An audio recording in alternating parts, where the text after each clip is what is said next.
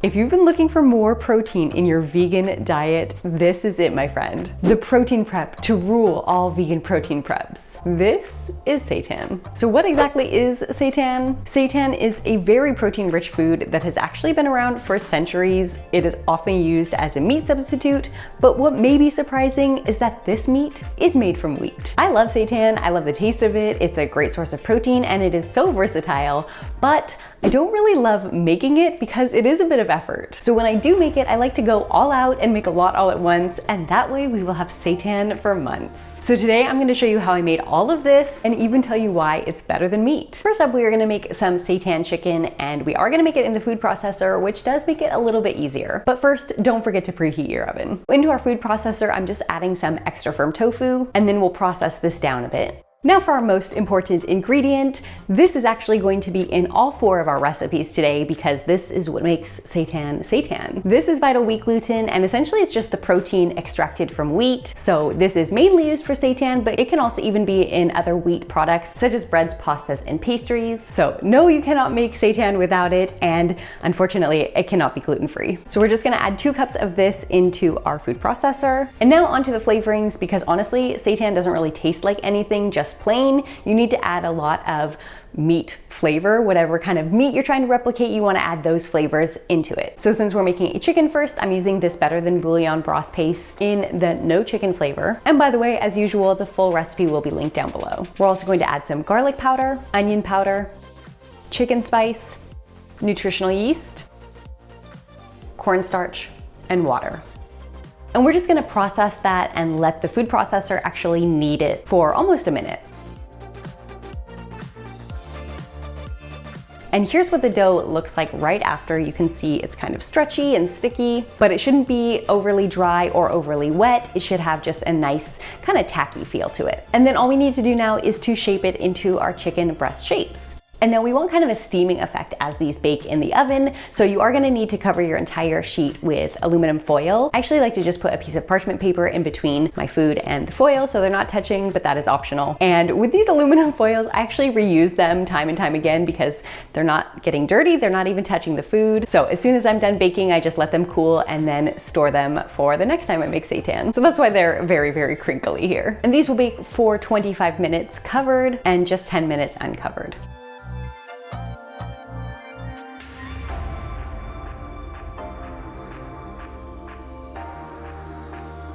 And now onto our second recipe. We are going to make some seitan roast beef deli slices. The good thing about doing these 2 recipes back to back is that you can just reuse the food processor without having to wash it because basically all the same ingredients are going back inside. So again, just adding in our tofu and pulsing that. And now just adding the rest of our ingredients.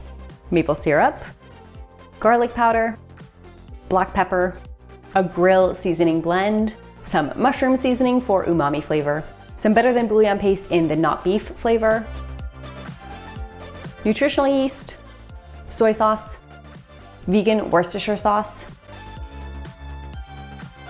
cornstarch, and water. And last but not least, don't forget your vital wheat gluten.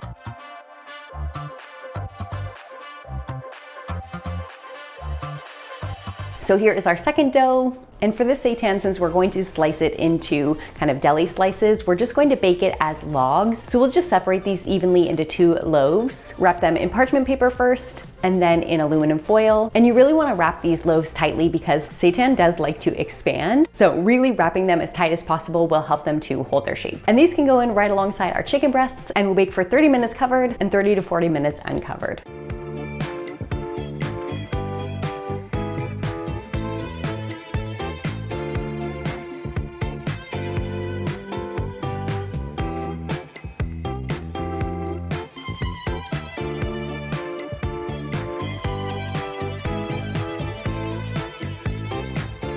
Onto our seitan sausages. We are gonna start by sauteing some onion in a pan. You're actually also supposed to use garlic in this, but I was fresh out, so we're just gonna use garlic powder instead. And while that's sauteing, we can just measure out our black beans, and we wanna mash these thoroughly with a fork or potato masher. Pro tip, I actually would next time probably run these in the food processor because mashing them with the potato masher didn't do quite enough for me. I still had a lot of whole beans in mine, and in hindsight, it would have been better just to to pulse them a bit in a food processor. And we're also just going to rehydrate some sun-dried tomatoes, which are going in here as well. And then we'll just add our spices. We need some salt, black pepper, garlic powder, smoked paprika, regular paprika, and then add in your sun-dried tomatoes, which I'm just using some kitchen scissors to cut.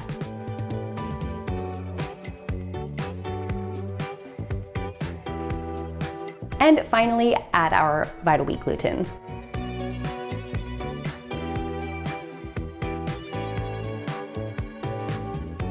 For the liquid ingredients, we just need some veggie broth and a little bit of liquid smoke, and then combine everything together.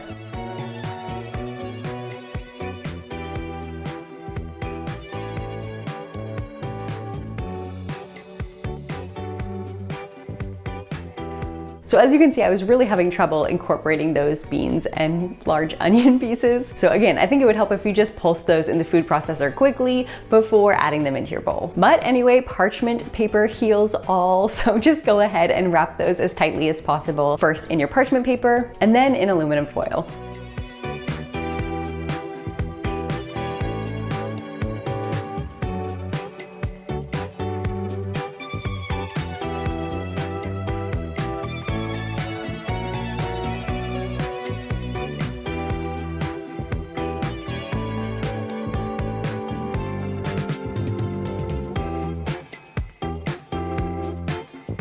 And instead of baking these, we are actually going to steam them on the stovetop. So I'm just getting a pot ready with a steam basket, and those will steam for 40 minutes. Once your sausages are fully cooled, you can unwrap them, or you can even just leave them in the wrapper overnight and unwrap them the following day. Since I had just a little bit of black bean and onion mixture left over that didn't get incorporated into the sausages, I'm going to use that in my next recipe, which is going to be seitan burgers. So in addition to the black beans and onions, I'm just adding in some lentils. And the original recipe calls for beet, which I don't have, so I'm just substituting with a little bit of tomato paste, which I thought would give it some color. Spoiler alert, it didn't. But I thought if nothing else, it also gives it a little bit more umami flavor. And just pulse this together until those beans and lentils are pretty broken down. And to this mixture, we'll just add some tamari or soy sauce and water. And then we'll just add our spices. We need garlic powder, onion powder, black pepper, powdered peanut butter, liquid smoke, and of course our vital wheat gluten. We're just gonna knead this by hand for a couple minutes. You actually don't wanna knead it too long because it will get overly chewy and tough. So just knead it until it's basically all incorporated and you have a nice cohesive ball. And we're also going to steam these burgers as well, so just setting up a larger steam rack. And I was worried that the burgers were going to stick to the steam rack, so I did put a layer of parchment paper down. And then we'll just form our burger patties with our hands.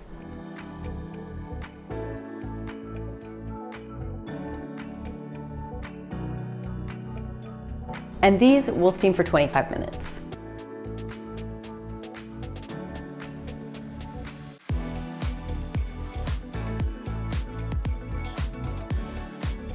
Once everything is cooked and cooled, just pop it into some Tupperwares and into the fridge, as the texture of seitan will improve if you rest it in the fridge overnight. And for our deli slices, like I mentioned, we are just going to slice these up, but even if you don't have a deli slicer, of course you can just slice these by hand. Best of all, now that all of this is prepped, we can actually freeze a lot of it, so we will have seitan for months. So let's go ahead and pop some of these into the freezer. I'm just using a small strip of parchment paper, and that'll make sure the burgers don't stick together, and it'll be easier to take them out once we're ready to defrost them.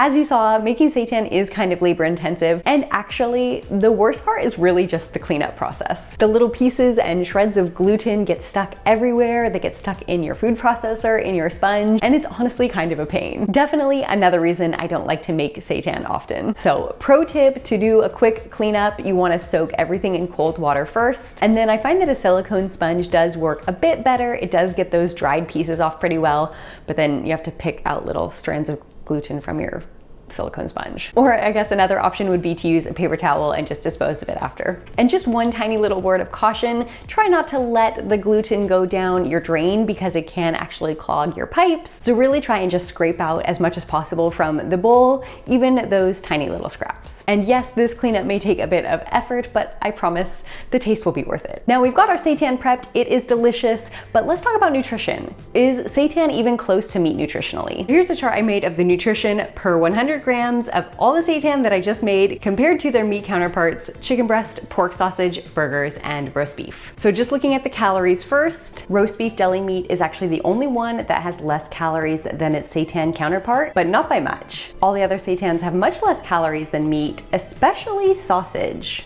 I mean, just look at this calorie difference. Seitan also has more iron, calcium, and obviously fiber, since there's no fiber in meat, and since we even snuck beans into some of the seitan. You've probably heard that vegans don't get enough B12, but there's actually more B12 in these two seitan recipes than in meat, thanks to the fortified nutritional yeast that we included. Seitan does have more carbs than meat since, you know, it is made from wheat, but it's honestly not much overall. Both the seitan chicken and the seitan roast beef deli meat do have a bit more fat. That is because of the tofu. If you wanted a lower fat recipe, you could always find one that doesn't include tofu, but honestly, the fat on these two isn't even that much higher. On the other hand, the sausage and the hamburger have much more fat than their seitan counterparts, especially that sausage, 27 grams compared to 1.4 grams. Holy moly, that's a big difference. And now let's take a look at the protein because as we know, that is the most commonly criticized macro for vegans. Out of these four comparisons, chicken is actually the only one with more protein. For all the others, the seitan version actually has more protein. So clearly, I think seitan is a much better option than its traditional meat counterparts.